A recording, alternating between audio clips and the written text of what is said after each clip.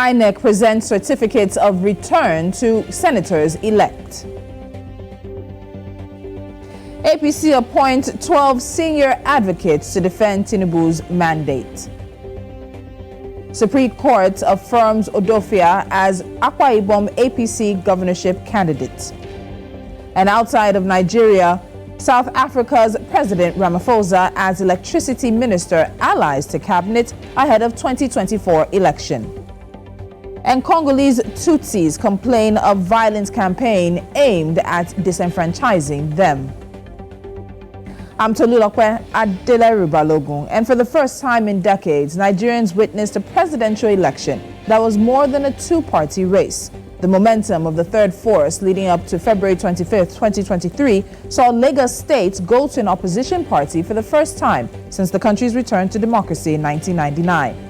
What lessons did the opposition take from the first sets of elections? And what plans does it have to put in place for March 11th elections? Let's see if we can get some answers to these questions and more tonight. This is Politics HQ. Welcome.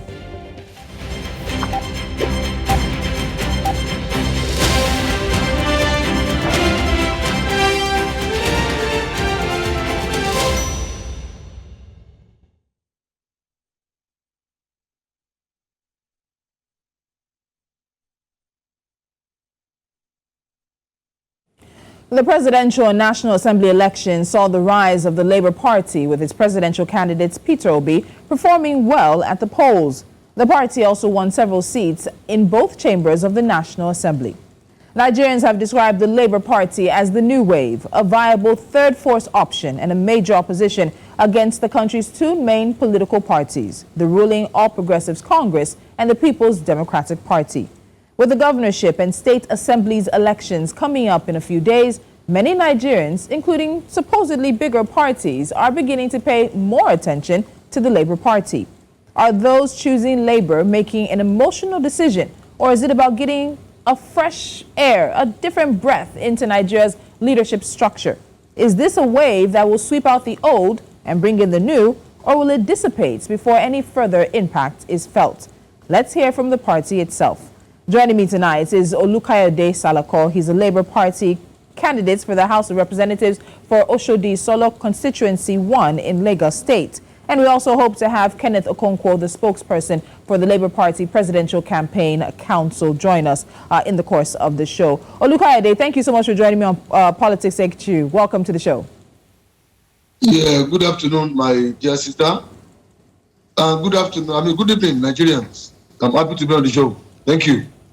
So I want to start with this because I know you ran in the elections that just held on Saturday, February the 25th. And when it comes to the voters, we've heard many times over and over again that Labour Party is a party that doesn't have any structure. But this party was the party that took away quite a number of votes from the APC and the PDP in the presidential elections. And at the end of the day, Labour won Lagos State. Did that come as a surprise to you? Or is that something that you've seen is expected, given the sentiment and sort of the conversations that are happening around the country, and particularly in Lagos State? And I ask you this as someone who's also been on the other side of the political divide from the Labour Party. Yes, thank you very much. Aside the fact that I am the candidate of Labour Party for House of Reps in Oshodi Isolo Constituency 1 in the Saturday, February 25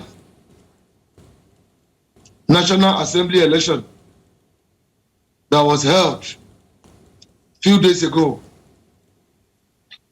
I am also the immediate past state chairman of Labour Party in Lagos State. I ran the affairs of the party for some months, and that was when I led the team that built the Labour Party and its organogrammic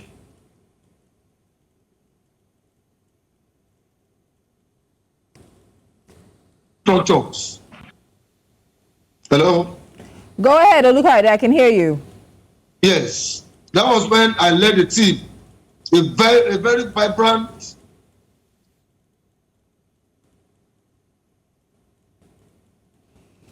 All right, I think I'll have to move on to my second guest. Olukayode, let's see if we can get you to, if we can sort out these technical issues and come back to you in just a moment. So also joining me tonight is Kenneth Okonkwo, spokesperson for the Labour Party Presidential Campaign Council.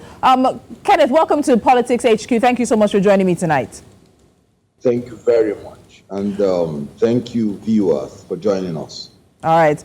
So let's look at this. Now, after the presidential and National Assembly elections, does the Labour Party see itself as this third force, sort of the phrasing that Nigerians have given it, and even the international community, which in recent times has not really made too much headway in Nigeria? Or does the party see itself more as an idea whose time has come in providing Nigerians with more than two options? Well, sorry, we are not the third force. After the presidential election, we are now the first force. We are not the third force anymore. The people of Nigeria have spoken, and they have said that we are the first force. No party won more states than we did in the presidential election. And we just came in like 8 months to the election. And as you can know, we won even by their concocted result. We won Lagos, we won FCT, obviously we won Rivers. We are still, going to prove it. We won in the national chairman of APC's state. We won in the DG of APC state. We won everywhere, including their polling unit. So we are the first force now by the power of the Nigerian people. So it will be wrong to say that we are the third force. We are the first force. We will soon reclaim our mandate. Okay, so let me piggyback. I was asking Olukayode before you joined about the win in Lagos State. Did that come as a surprise to Labour Party, or is it something that you think was bound to happen, given the sentiments, the conversations, the narratives that have been floating around in this election season? How does the party view the win of Lagos State? Well, the only surprising thing is that we won by almost 1 million votes, and they shrunk it to just 10,000 votes after stealing a lot of our votes, which we are going to prove. So that's the only surprising thing. But it was not surprising that we were going to win Lagos. We've always said it, that we will win Lagos, and we won Lagos. So the only surprising thing is the blatant voter suppression, vote stealing, vote swapping, manipulation, and brutalizing the people that just came out to vote, just to make sure that we don't win Lagos. But we won Lagos, even by their concocted results. And that's something that Labour is expecting to go to court on. Let me see if I have Olukayode back with me. Mr. Olukayode Salako, are you back with me on PoliticsHQ? All right, so I think, unfortunately, those technical issues are continuing. So, Kenneth, I want to stick with this conversation around the sort of win in Labour Party, the Labour Party's win in Lagos. Because throughout this election and campaigning season, I know I've heard, and many Nigerians have heard many times, that Labour Party is a party that lacks structure. It's not a viable opposition party, or not a viable party in order to change the status quo of how things happen in Nigeria. So what do you think the win in Lagos tells, one, the electorate, and also two, tells the opposition and also the political class in the country?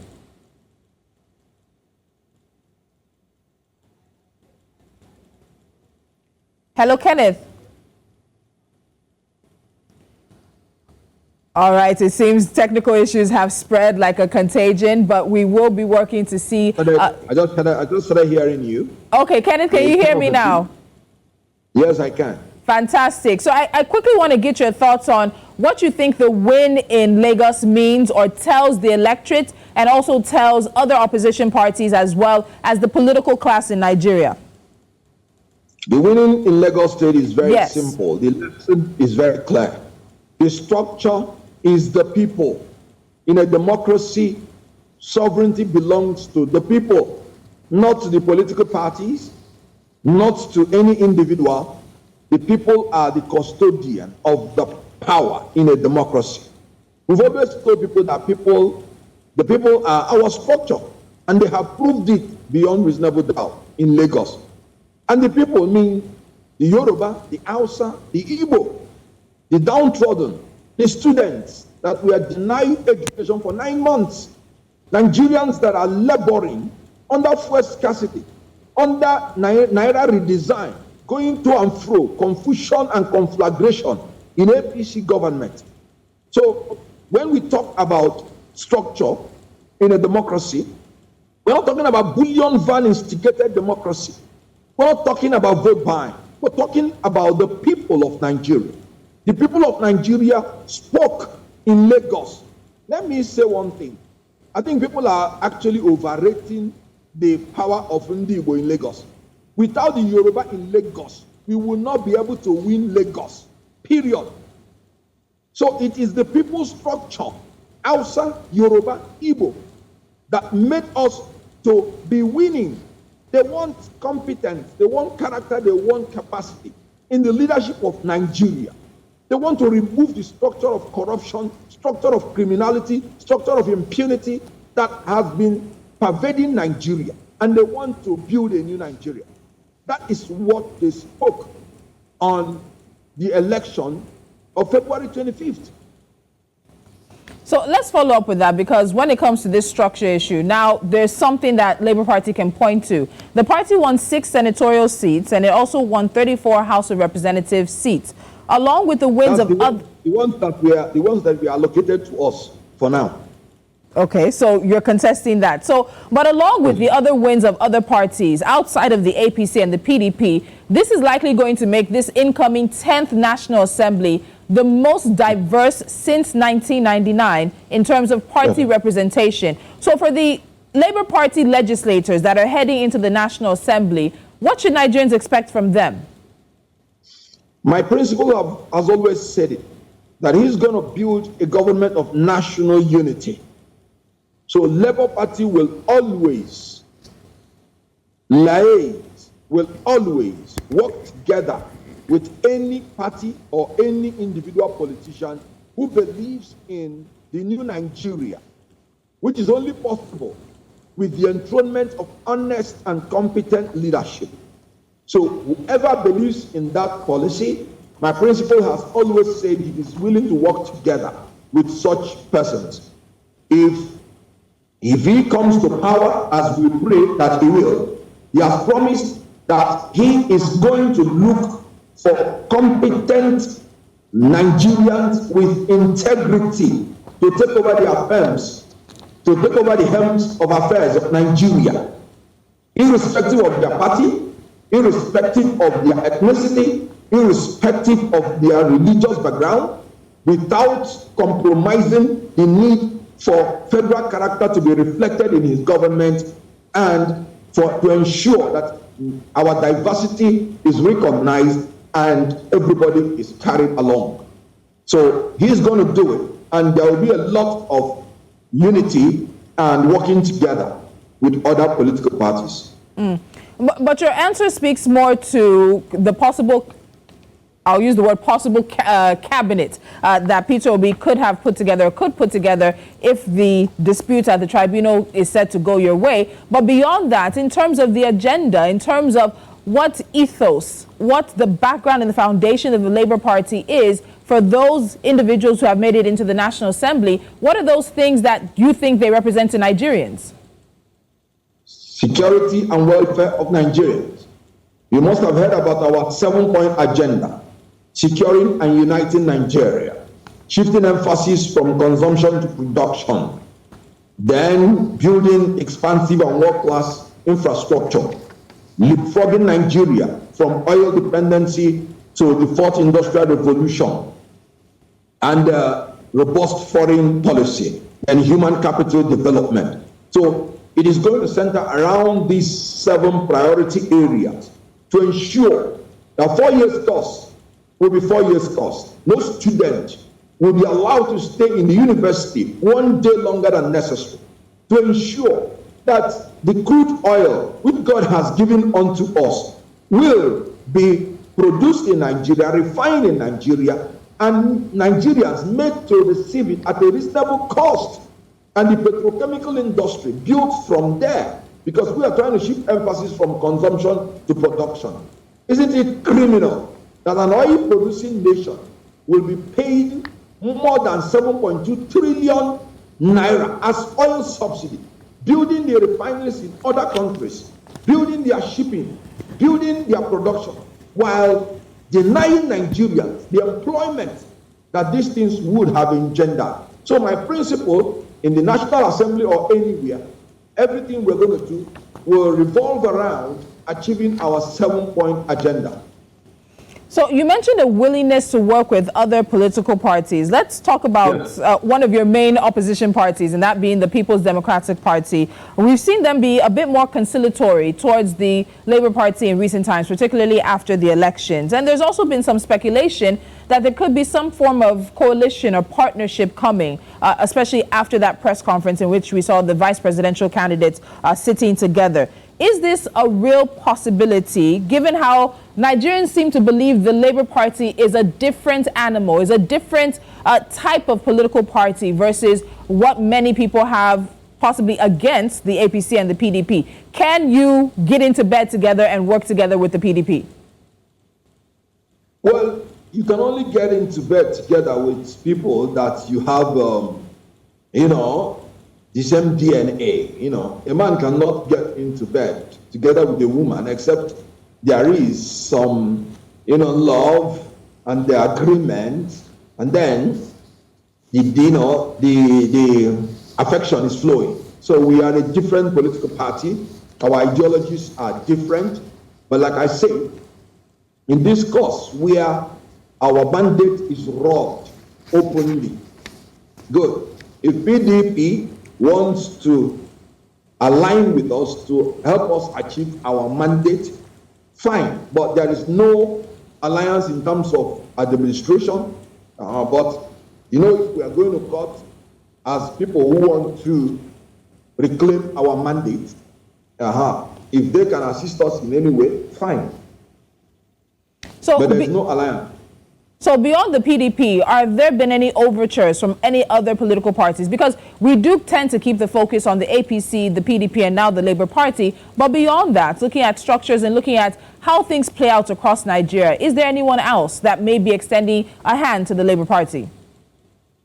Well, like I say, Labour Party is the first party in Nigeria now. So it's expected that every other party will be, seeking for a kind of alliance with Labour Party. You've heard a lot of governors begging the obedience in their states, for the obedience to give them listening ear. So you've heard a lot of things. So the Labour Party is the first party in Nigeria now. Just wait until when we stay for a longer time, when we will articulate ourselves better, you will discover that it's Labour Party and others. So every party should, as a matter of necessity, and they are doing it. If you go to Nasarawa, you see them begging. Go to Gombe, you see them begging. Go to Lagos, you see them begging. And who are they begging? The obedience. Because we are the first party in Nigeria now. So we will not allow ourselves to be tainted. Our focus is pointer to a new Nigeria, which is only possible through the institution of competent and honest leadership. We are not going to back down on that. So anybody who is going to join us in this train towards a new Nigeria, which is only possible with Peter Obi for now, fine, he's welcome. So let's look at some of the situations developing at the state level. We, of course, know about what's happening in the Rivers state level of the Labour Party, which we had the chairman endorsing the PDP for governor. We've seen what's also happening with Oyo State and Governor Seyi Makinde in that regard, as well as an endorsement from a Labour Party in that state. When you look at sort of what we've seen as the fallout, and even right before the presidential election, some cross-carpeting activity, do you think the Labour Party can withstand what is sort of the traditional method of operation of most political parties and political players in Nigeria? This attempt to cross carpet, to find more palatable platforms for their ambitions. Can Labour Party withstand what we see happening right now? Well, you can agree with me that the obedience are the structure of our movement, and Nigerian people are the structure. It's not about political party. You will agree with me that if it is about political party, we wouldn't have performed what we performed. It's not possible. So allow any person that is saying is Labour Party on the state level making any statement, ignore them. The national body has dissolved the state executive council of Rivers State, so they are not speaking for us. Meanwhile, the obedience are the focal point to our success in our elections. And the obedience have spoken through our principal, Peter Obi, and then the national chairman, that we are supporting all our candidates of Labour Party, wherever they are. And that is final. So we have not recognized any coalition with anybody, and any state chapter that is doing it is not doing it on behalf of the obedience. The state chairmen are talking on behalf of themselves. And we know what went on in Rivers. We are still investigating that. So there has been an investigation going on even before now on the leadership of the LP in Rivers State. So for now, they are dissolved. So they are not speaking for us. And any other state chairman that is not following the Labour Party candidate is not speaking for Labour Party. So obedience should not back down in voting Labour Party candidates all through. All right. Olukayode Salako is on the phone with us now, able to join the conversation. Olukayode, I want to talk about your experience on February the 25th. So you threw your hat in the ring for the House of Representatives for Oshodi Isolo Constituency 1 here in Lagos. We've seen Labour contesting the presidential election results, but Labour is also very happy with the fact that it won Lagos State. If the party is contesting at the presidential level, doesn't this throw the win at the state level into dispute? So I have to also ask you, are you disputing your loss at the state level here in Lagos?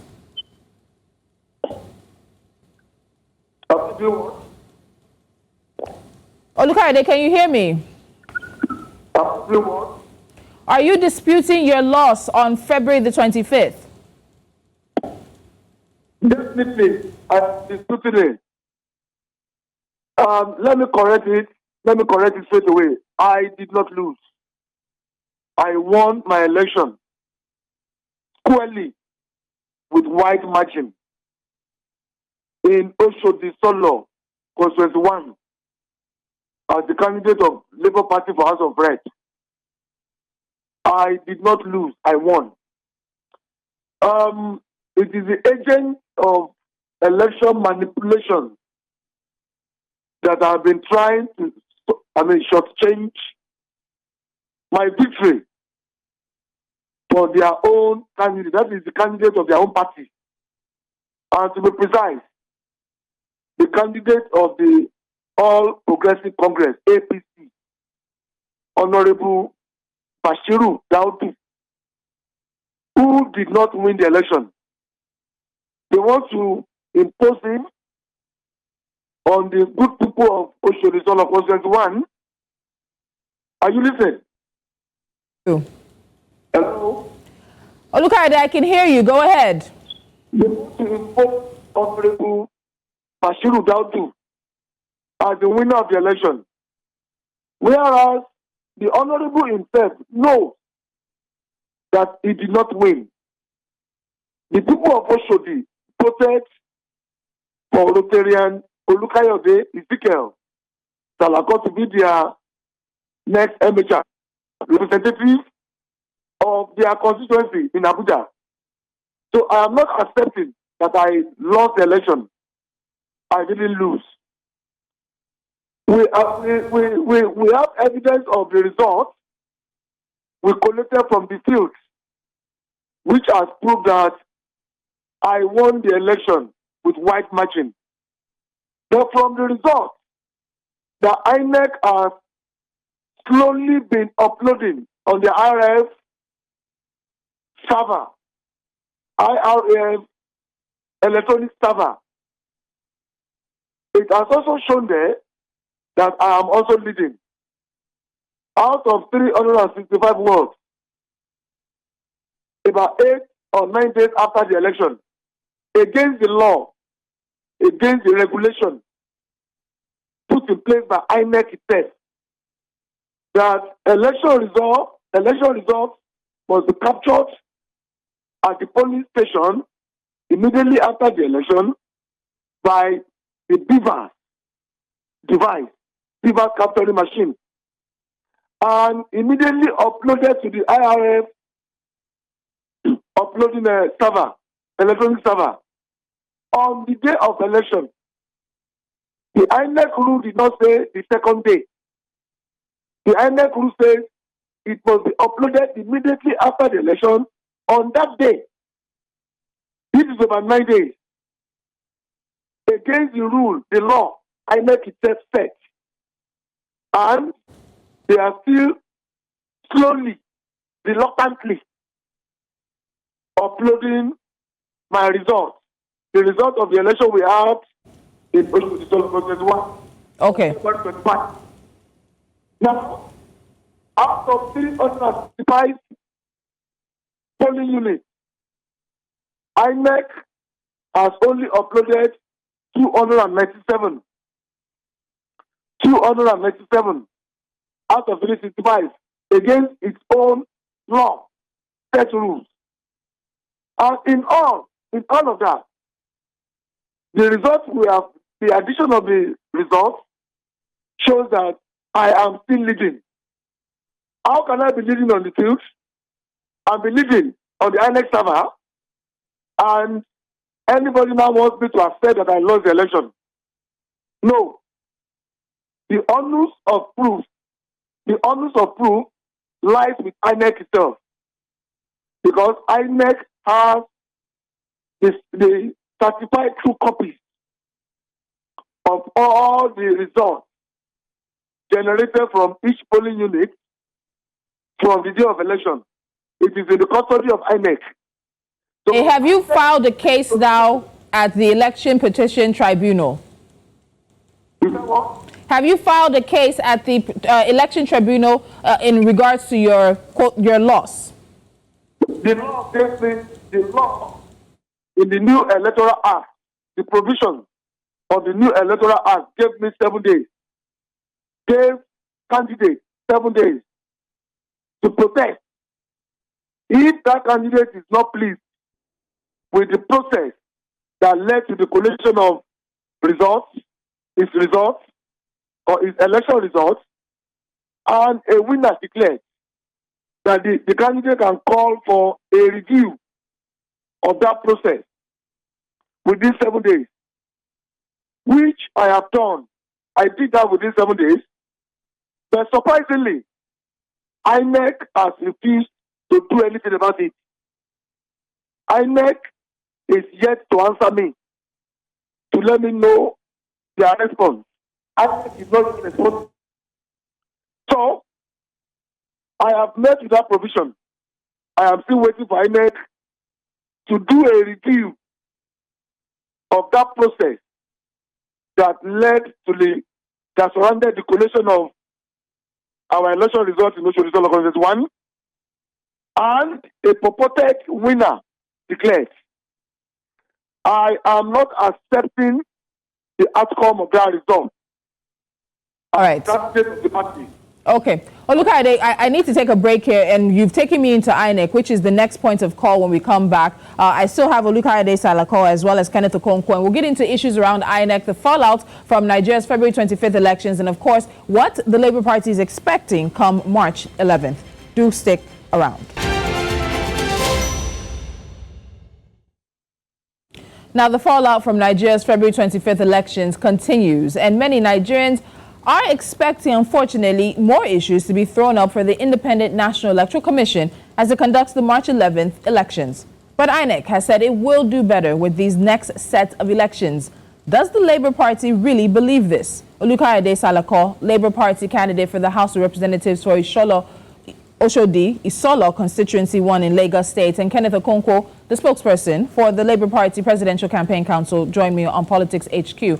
Now, Kenneth, let's look at the elections that are coming up. In a bit of retrospect, INEC Chairman Professor Mahmood Yakubu, while addressing resident electoral commissioners, also admitted some level of fault in issues around logistics, election technology, and the behavior of election personnel at different levels. He has now warned resident electoral commissioners that they would be held responsible for flawed logistics. It was also reported today that INEC has directed the REC in charge of Sokoto State, Dr. Nura Ali, to stay away from the commission and Saturday's elections. Does this admission of failure and also the sacking or the removal of the Sokoto REC, does that really put anything to ease for Labour Party? Does it mean anything for your party, which has faulted the commission's handling of the elections and also is disputing the presidential results? Well, the INEC chairman was wrong in using the word flaws. He would have used the word criminality, because what they did on February 25th was sheer criminality. And it was very brazen and very open. The law is very clear. In section 60, subsection 4 and 5 of the Electoral Act, he said, gather the votes after the election, when you have done accreditation, count them, announce them publicly, record them in the beavers on the day of election in the polling unit, then transfer and transmit electronically to the IREV portal and the server. This is section 60, subsection 4.5. Then subsection 6 of section 60 says, any INEC official that fails to do this has committed an offense and is liable to jail and fine. INEC has not done this. 10 days after election. Now, in section 64, subsection 456, the law is very clear.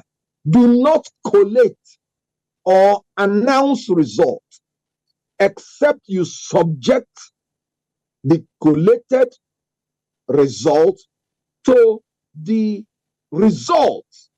In other words, except you have confirmed and except you have verified and confirmed the correctness and consistency of the result you have in your hand with the result that was uploaded in the beavers on the day of election from the polling unit. INEC did not do that. They just came in with concocted, manufactured results from the pit of hell and announced to Nigerians. And 10 days after, they went to court to obtain an order of court to reconfigure beavers. Meanwhile, you have not brought the evidence of the uploaded results. Then the ones you announced, where did it come from? From the pit of hell. And the law is clear.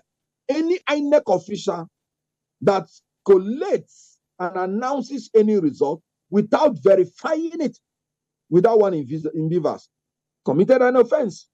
And again, the law again said in that same section 64, if there is any dispute in the collated result, check the beavers and use the result in the beavers to announce to the people the correct result.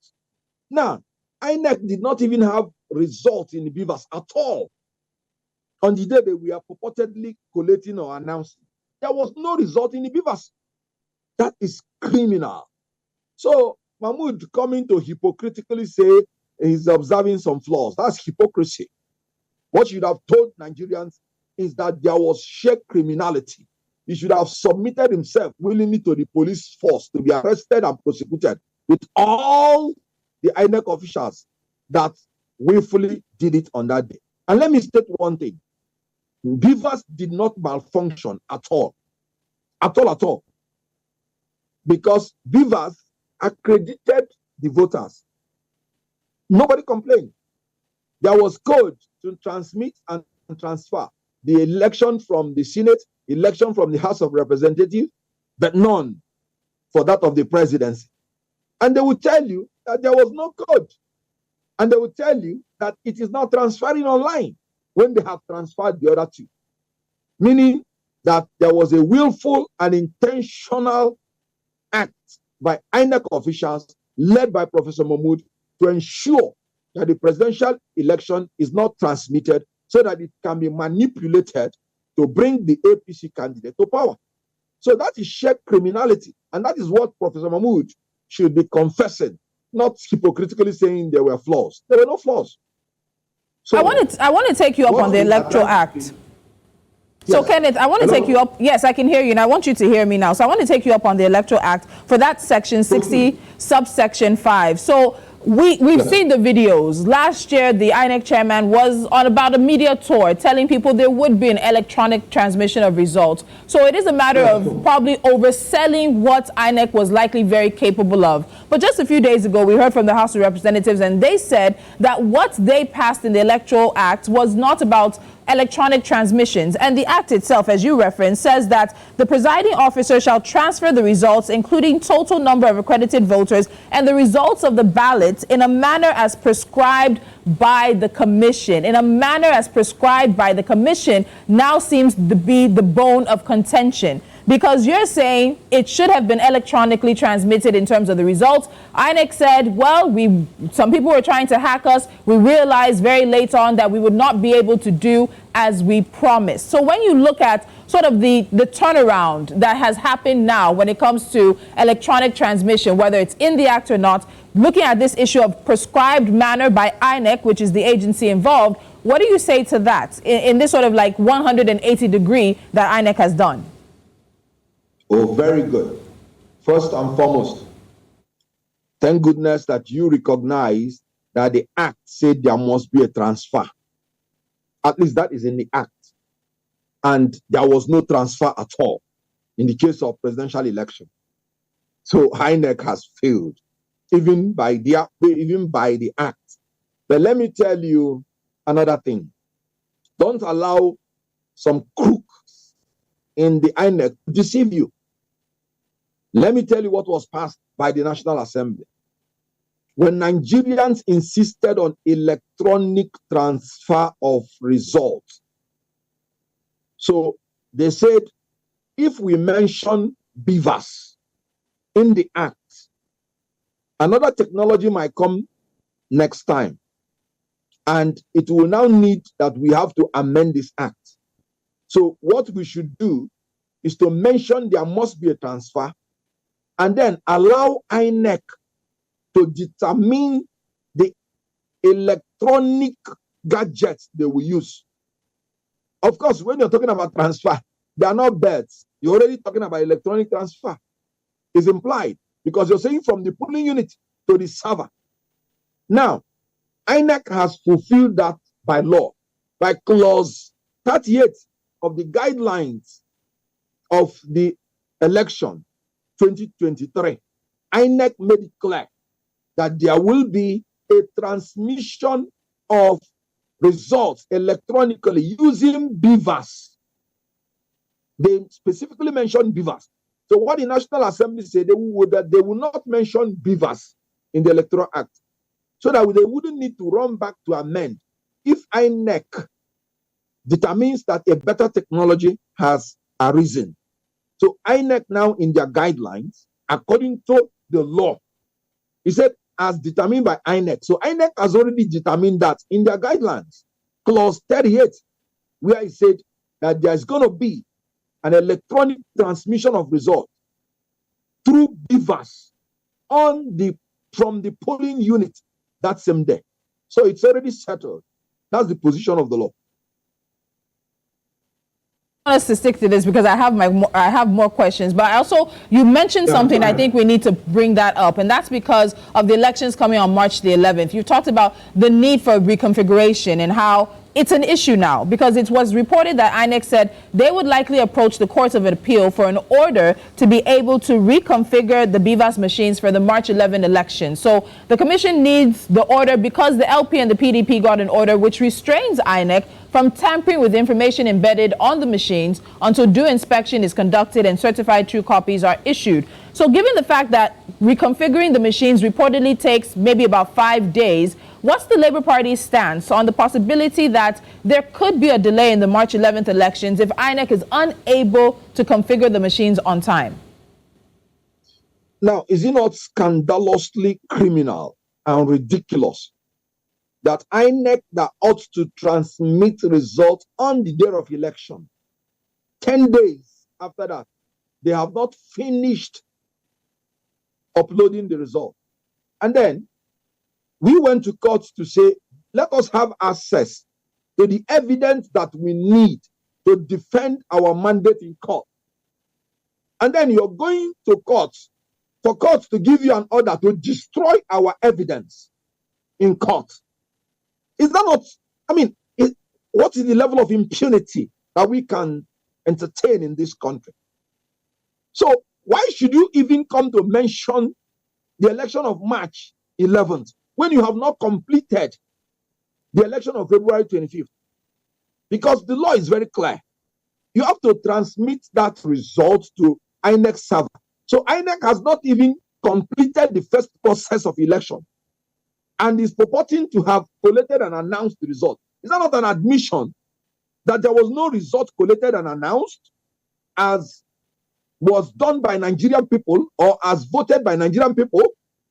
Because you're telling us that you have collated and announced the result. Then what would have been the difficulty in uploading these results if actually they were the results that we are getting from polling units? The truth is that the result they announced, we are not getting at the polling unit. That is why they are finding it difficult now to reconcile the criminality. And they want to use courts as a scapegoat, or they want to use courts to perfect their criminality. What are you going to court for? Give us the evidence that is in the beavers according to the law. And you're saying you want to reconfigure. Reconfigure what? You have not finished an election after collecting 306 billion naira, and you're rushing to another election. So what is the guarantee that the next election you will not do the same? Finish this one first. Give us the evidence. 10 days you have not given us the evidence.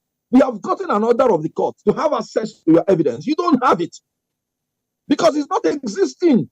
What you're feeding in the beavers now is the concocted results which are not adding up. That is why they are in a quandary. So please, INEC should do the right thing. They should stop taking Nigerians for a ride. They should provide the evidence, complete uploading, and uploaded the result to the beavers before talking about touching the beavers. It's sacrosanct. So, Kenneth, I want us to be very clear on this. The Labour Party is very okay with a situation in maintaining the status quo and the delay of the March 11th elections, if necessary, in order to get its evidence that it wants to take to court. I want us to be very clear, and I want Nigerians to hear you clearly. It is not my duty to talk about delay. Okay.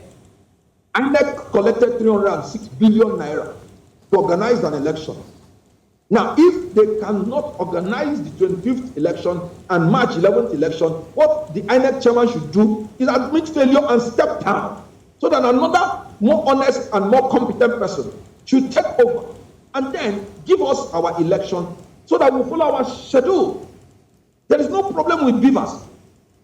Why are you tampering with it? You just want to tamper with evidence. There's no problem with beavers. If you had done what you're supposed to do, we wouldn't be in this situation. Beavers work perfectly well. You withdrew the code. You blocked them from transmitting so that you can rig the election. And you're saying you want to reconfigure the beavers to suit your manipulated result. And then you want Nigerians to be following you. No. The court has rejected that and should reject that. So I'm not saying they should delay. Okay. I'm saying they should do the right thing. You cannot be talking about reconfiguring beavers for any reason whatsoever. So do the right thing, which is conclude this election, then do your election on March 11th. If you're not able to do that, Professor Mahmoud should step down. He ought to have even stepped down before.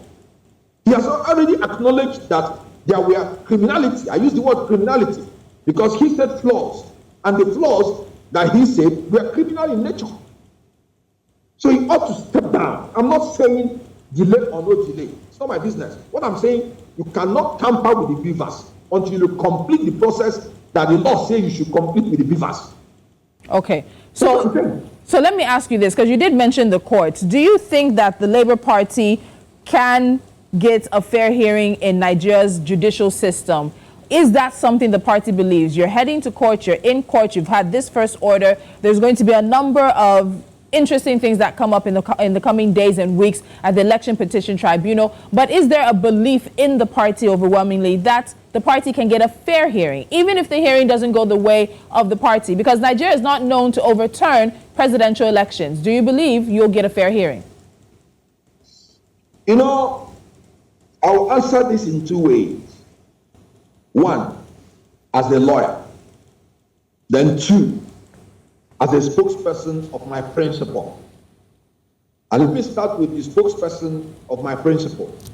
I must have to say that my principle has had this exceptional grace that he succeeds where other people fail. Recall that from 1999, he was the first person that recovered his mandate through the courts.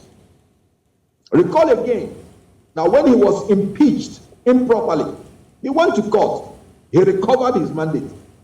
Recall again that when his tenure was breached improperly, he went to court again and recovered his mandate. So he has been a man that has had exceptional grace following him, that has used the judiciary to democratically disrupt some evil people and evil machinations in Nigeria. So he has really brought about democratically engineered disruptive change. So my principal has said, having gone through that, he believes that the judiciary may just wake up like they have woken up for him in the past and give judgment according to the law. But me, personally, as a lawyer, from what is going on recently, I have my doubts. I sincerely have my doubts, because there are some judgments that have been coming on from the Supreme Court that have been very disturbing. The Machina case is there, wherefore, using technicality, you gave judgment in favor of a man who did not participate in any primary at all. It is very disturbing. Then some other cases too. But like I say, as a lawyer, I have my doubts. But as the spokesperson of a man who is so engraced that God is always on his side, that he brings about disruptive change that has not been there before. So justice is granted him. He said he won. I agree with him, he won. And he said he was going to recover his mandate, and I agree with him too, using his antecedents and the amount of grace following him. So this is my answer to that. As a spokesperson to a man so engraced, I have my hope, I have my belief, I agree with him. As a lawyer, I have my doubts. All right. So Kenneth, before I let you go, I have this final question, because a party is not one man. And some critics have said that the Labour Party's progression is central to Peter Obi. It's tied to Peter Obi. The progress, success, popularity of the party is tied to Peter Obi. So is there a Labour Party without Peter Obi? Remembering the fact that he did come from PDP last year, just a few months before the elections, not even up to a year before the elections. So is there a Labour Party without Peter Obi? Well, sorry, I want to disagree with you respectfully.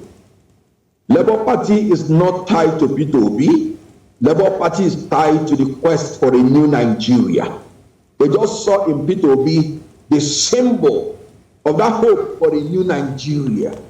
And that is why Peter Obi became a symbol of the movement. So no single human being is indispensable in this movement. Recall. I want you to recall that this movement started way back from 2019, where they were mentioning the third force, but unfortunately, they did not find any central symbol that they can follow, and they blanked.